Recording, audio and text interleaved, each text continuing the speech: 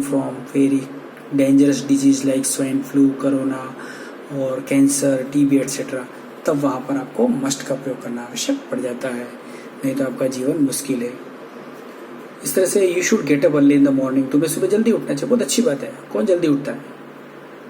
कोई जल्दी उठना नहीं चाहता है, किसी की परिस्थितियाँ होती है वो उठ के जाता है, बाकी तो सिद्धांतिक बातें ही हैं। You should walk after having dinner, तुम्हें शाम का खाना लेने के बाद घूमने जाना चाहिए, बहुत कम जाते हैं, खाए पिया सोई। तो ये सारी परिस्थितियाँ किस पर डिपेंड करती है? व्यक्ति स्वयं पर डिपेंड करती है, तब आपको शुड का प्रयोग करना चाहिए। तो आपको ought to और शुड के प्रयोग पर बहुत सावधानी बरतनी चाहिए। मित्रों, आप यहाँ देख सकते हैं हैव टू और मस्ट, ये दोनों बिल्कुल 99% पर ही चलते हैं, इनमें कोई टालम टोल चल नहीं सकता। लेकिन इनमें भी दोनों में भिन्नता है। हैव टू का प्रयोग एक मजबूरी, ऐसी मजबूरी है न चाहते हुए भी मजबूरी में करना पड़ता है कि मुझे मेरे बच्चों को पैसे भेजने पड़ते हैं। अब आपकी इच्छा तो नहीं है पैसे भेजना, लेकिन जरूरत क्यों? क्योंकि वो आपके बच्चे हैं और आपकी मजबूरी बन गई है, उनको भेजना ही पड़ेगा। ऐसा कार्य जिसको आप चाहते हुए भी नहीं टाल पा रहे हो, वहाँ ऐसी मजबूरी है जिसमें आपको हैव टू का प्रयोग करना ही पड़ता है। I have to send money to my children because they are living in hostel and they are living very far faced area, तब आपको हैव टू का प्रयोग करना है। लेकिन मस्ट का प्रयोग एक तरह कानून के रूप में ज़्यादा प्रयोग होता है। कानून की जहाँ बातें आती है वहाँ मस्ट का प्रयोग ज़्यादा आते हैं, जैसे ऑब्लिगेशन हो, बाध्यता हो, ड्यूटी हो, कमांड हो, स्ट्रेटजी कहाँ चलती है? सेना में चलती है, वहाँ इसका प्रयोग होता है। You must deposit board fee before the last date, तुम्हें लास्ट डेट से पहले बोर्ड की फीस जमा करनी है, कानूनी रूप से बताया गया। नहीं जमा करोगे तो दूसरे दिन क्या काम आएगी? कुछ काम नहीं आएगी, फिर आपको लेट फीस जमा करनी पड़ेगी, है ना? ऐसे होगा। Soldier must follow the commander, soldier किसको फॉलो करना? कमांडर को करना ही है। You must follow the traffic rules, आपको ट्रैफिक रूल्स का पालन करना। आप सिटी एरिया में रह रहे हो, घनी आबादी से रह रहे हो, तो आपको सिटी एरिया में ट्रैफिक रूल्स का पालन करना है। You are suffering from corona, you must call the ambulance, अब तुम कोरोना से हो रहे हो, तुम बीमार हो रहे हो, तुम्हें एम्बुलेंस बुलानी है। क्यों? ये ऐसी परिस्थिति है जिसको आप किसी भी रूप में टाल नहीं सकते हो, कानूनी आपका वो है, तब आपको मस्ट का प्रयोग करना है। लेकिन हैव टू का प्रयोग कानूनी रूप से नहीं है, हैव टू का रूप कानूनी रूप से नहीं है। एक ऐसी बाध्यता है जिसमें कि आपका आगे वाले व्यक्ति से लगाव है, तो आप थोड़ी परिस्थिति देख सकते हो हैव टू और ought to वाला, हैव टू और ought to में। लेकिन ought to क्या है कि यह परंपरा के अनुसार है, लेकिन इसमें हो सकता है व्यक्ति उस बात को माने ना माने, लेकिन हैव टू में उसकी मजबूरी है किसी परिस्थिति में कहीं से भी कार्य करके और इस कार्य को पूरा करना है, तब हैव टू का प्रयोग करना है। हैव टू के बजाय हैज टू, और अगर पास्ट टेंस में चले जाए तो हैड टू का प्रयोग भी किया जा सकता है सब्जेक्ट के according. Have to has to एक ही है, लेकिन वो सब्जेक्ट के अकॉर्डिंग प्रयोग किया जा सकता है।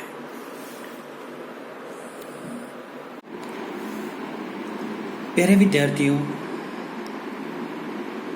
मॉडल्स को हम आगे पढ़ना शुरू करते हैं। मॉडल्स में अधिकतर रिक्वेस्ट और पोलाइट रिक्वेस्ट के लिए कुछ मॉडल्स का अक्सर प्रयोग करते हैं हम लोग, और जिन्हें प्रयोग करने का तरीका क्या है आइए समझते हैं। अगर कोई सिंपल रिक्वेस्ट हो तो आप यहाँ पर विल का प्रयोग कर सकते हैं। Will you help me in my work, क्या आप मेरे कार्य में मेरी सहायता करोगे। सामान्य रिक्वेस्ट आप किसी को, घर के सदस्य को या किसी ऐसे परिचित को सिंपल कह सकते हैं, क्या आप मेरे कार्य में सहयोग करेंगे। अगर आपको इनफॉर्मल रूप से अगर किसी को सहायता मांगनी हो या सहायता देनी हो, तो वहाँ पर कोई व्यक्ति जैसे बिल्कुल चीर परिचित अंदाज में हो, वो कह सकता है can I help you, can I help you. ऐसा लगता है आगे वाले को लगना चाहिए कि आप जो हेल्प करना चाह रहे हो आपके मन में कोई स्वार्थ नहीं है, तब आप कैन का प्रयोग कर सकते हैं इनफॉर्मल रिक्वेस्ट के रूप में। कभी फॉर्मेलिटी के रूप में किसी को प्रयोग करना जिसमें व्यक्ति हाँ भी कह सकता है ना भी कह सकता है। व्यक्ति हाँ भी कह सकता है ना भी कह सकता है, या किसी अधिकारी को हो या किसी शिक्षक को हो या किसी ऑफिस में है या किसी ऐसे अपरिचित आदमी जो कि आपकी सहायता लेने में हिचकिचा सकता है, वो हाँ भी कह सकता है ना कह सकता है, depend on the next person. May I help you, may I help you sir, formal request के रूप में प्रयोग कर सकते हैं आप मे का प्रयोग, मे आई हेल्प यू सर। अब यहाँ पर आगे बात आती है वुड कुड के प्रयोग की। वुड और कुड का प्रयोग करने की बात आती है, ये विशेष रूप से पोलाइट रिक्वेस्ट में काम में आते हैं। वुड और कुड दोनों पोलाइट रिक्वेस्ट में काम में आते हैं। और पोलाइट रिक्वेस्ट आप देख सकते हैं, पोलाइट रिक्वेस्ट में भी आपको बता दूं 2 तरह का पोलाइट रिक्वेस्ट होता है। एक तो पसंदगी पर आधारित होता है जिसमें आगे वाले की इच्छा पूछी जाती है, और एक ऐसा पोलाइट रिक्वेस्ट होता है जिसमें आगे वाले को कुछ भी कष्ट नहीं होता उस कार्य को करने में, बड़े श्रद्धा भाव से वो सेव कर लेता है। जब उसकी पसंदगी पूछी जाती है तो वुड का प्रयोग करते हैं, प्रेफरेंस जिसको बोलते हैं हम, वुड को कह सकते हैं पोलाइट रिक्वेस्ट। और पोलाइट रिक्वेस्ट के साथ ही हम उसको बोल सकते हैं यहाँ पर कि प्रेफरेंस कह सकते हैं। यहाँ पर पोलाइट रिक्वेस्ट के साथ आप प्रेफरेंस की बात कर सकते हैं। यहाँ पर जो प्रेफरेंस है, प्रेफरेंस किसको प्रेफर करना है, जैसे किसी को चाय कॉफ़ी के बारे में पूछना है कि आप चाय लेते हैं या कॉफ़ी लेते हैं, प्रेफरेंस पूछना तो वुड का प्रयोग करते हैं। तो ये इसका एग्जाम्पल है, would you like to take tea, क्या आप चाय लेना पसंद करेंगे आप। तो आगे वाले की इच्छा पर डिपेंड होता है, would you like to take tea, would you like to take coffee, would you like to take rest.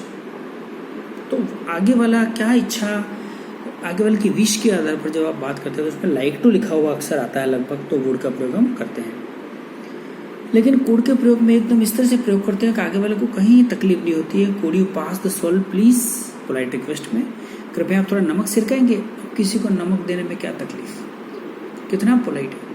Could you pass the salt please, किसी पार्टी में हो या घर में हो और बड़े विनम्रता से बुलाया जाना है तो कुड का प्रयोग कर सकते हैं। Could you pass the salt please, क्या आप नमक को खिसका सकते हैं। अब मॉडल्स के जो दूसरे उपयोग हैं उन पर हम चर्चा करेंगे। जैसे सबसे ज़्यादा मॉडल का उपयोग, जैसे मॉडल्स की एबिलिटी में कैन कुड दोनों के प्रयोग हो सकते हैं, लेकिन वो भी अपने अपने टेंस में, कैन प्रेजेंट टेंस में, कुड पास्ट टेंस में।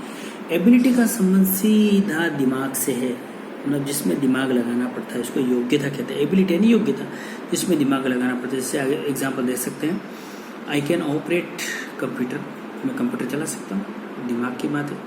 I can solve typical puzzles, मैं कठिन से कठिन पहेलियों को हल कर सकता हूँ, दिमाग की बात है। आई कैन सिंग, मैं गा सकती हूँ, मैं गा सकता हूँ। तो व्यक्ति अपना दिमाग लगाता है, जिसमें केवल दिमाग ही लगाना हो, बाकी शरीर को नहीं लगाना हो, केवल दिमाग लगाने की बात हो, मैं सवाल हल कर सकता हूँ, है ना। ऐसी बातें मैं फिल्म बना सकता हूँ। तो सारी बातें जो हैं मैं वीडियो का निर्माण कर सकता हूँ। तो इसमें व्यक्ति की एबिलिटी नज़र आती है, व्यक्ति की एबिलिटी नज़र आती है इसमें। अगर इसको पास्ट टेंस में है तो इस तरह से लिख सकते हैं, I could write 10 essays when I was young, मैं 10 निबंध लिख सकता था एक साथ जब मैं जवान था। तो उसकी एबिलिटी बता रहा है भूतकाल की, यहाँ पर आप देख सकते हैं। कैपेसिटी यानी क्षमता में आपको शरीर से लेना देना, दिमाग से लेना देना नहीं, केवल बॉडी जैसे व्यक्ति का जो बॉडी बतानी हो, ताकत बतानी हो, तब उसको कैपेसिटी, उसमें भी कैन कुड का प्रयोग होता है अपने अपने टेंस में। आई कैन लिफ्ट यू, मैं तुम उठा सकता हूँ, व्यक्ति बहुत भारी हो या कोई है तो मैं उठा सकता हूँ। I can sit continuous 10 hour, 10 घंटे लगातार बैठ सकता है, व्यक्ति की कैपेसिटी होती है कितना बैठा, 10 घंटे बैठ सकता हूँ। He ran as fast as he could, वो इतना तेज दौड़ा जितना कि दौड़ सकता था। अब दौड़ना किस में आता है, उसकी क्षमता में आता है, कितना तेज दौड़ा जितना कि वो दौड़ सकता था।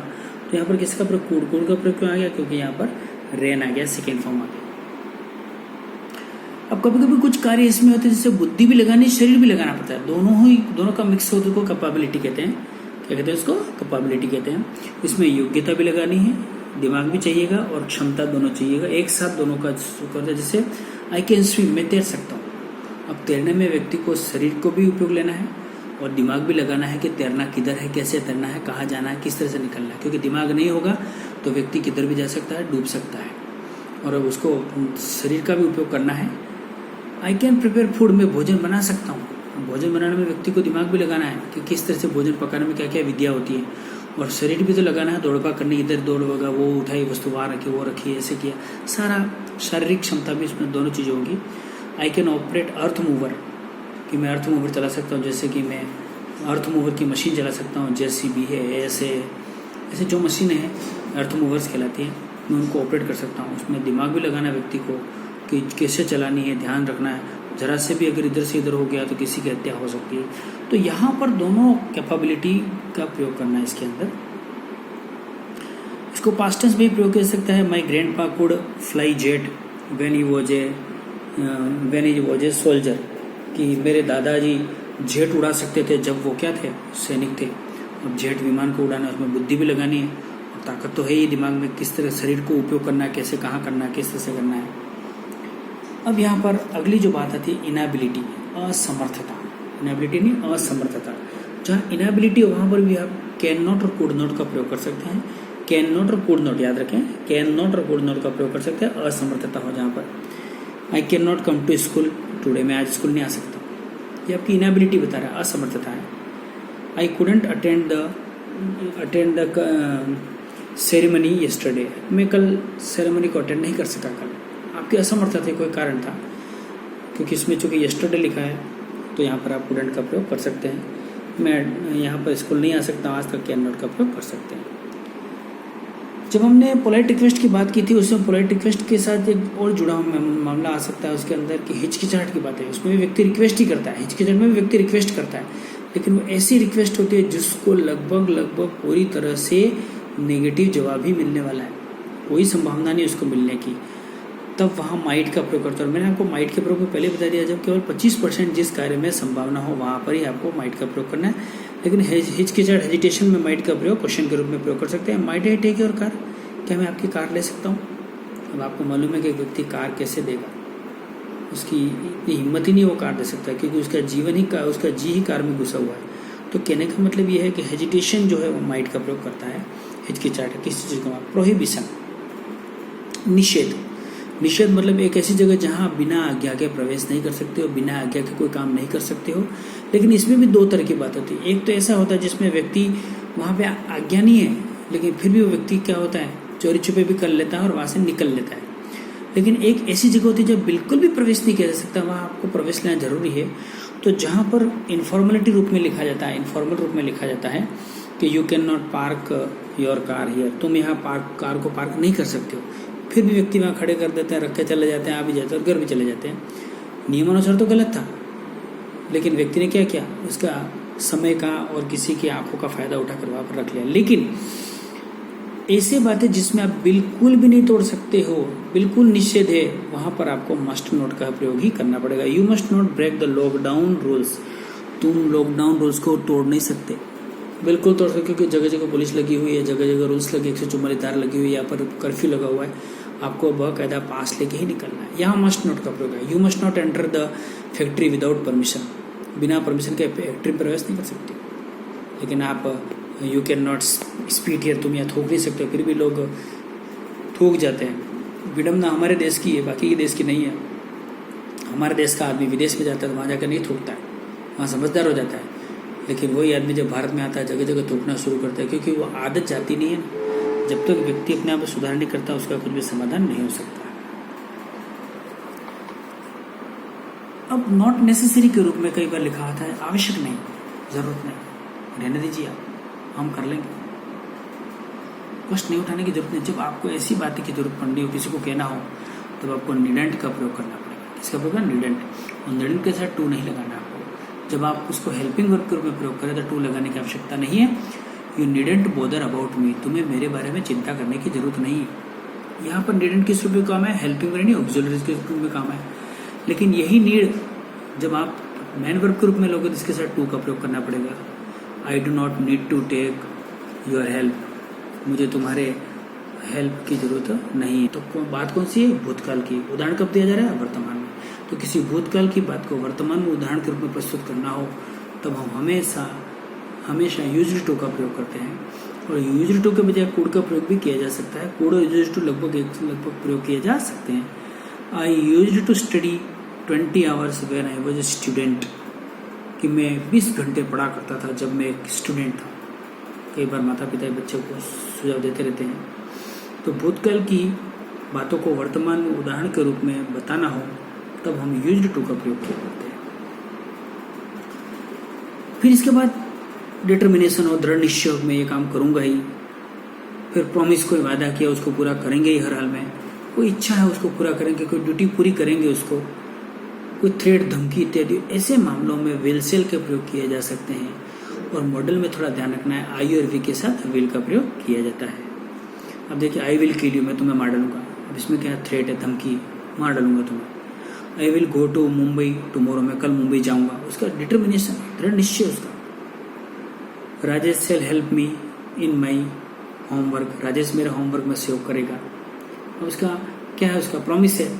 लेकिन यहाँ पर देख सकते हैं आयुर्वेद के साथ विल का प्रयोग है, बाकी साथ शेल का प्रयोग किया जा सकता है। कभी कभी B2 के प्रयोग भी होते हैं। B2 का मतलब होता है EZMR +2 या वॉज वर्ब +2 अपने अपने टेंस के अंदर। EZMR टू प्रेजेंट टेंस में, was verb to past tense में। रोज काम आने वाली बातों के साथ मॉडल को सीख सकते हैं। तो मित्रों, आज के लिए मॉडल्स में काफ़ी इतना ही है। मैं समझता हूँ कि आपको ये मेरा लेसन अच्छे समझ में आएगा। अगर आपको अच्छा लगता है तो आप अपने मित्र तो ज़रूर भेजें, और मेरे YouTube चैनल सतीश कुमार व्यास को लाइक करें, सब्सक्राइब करें, और भविष्य के लिए इसका सहयोग लें। आज के लिए बहुत बहुत धन्यवाद। Thank you.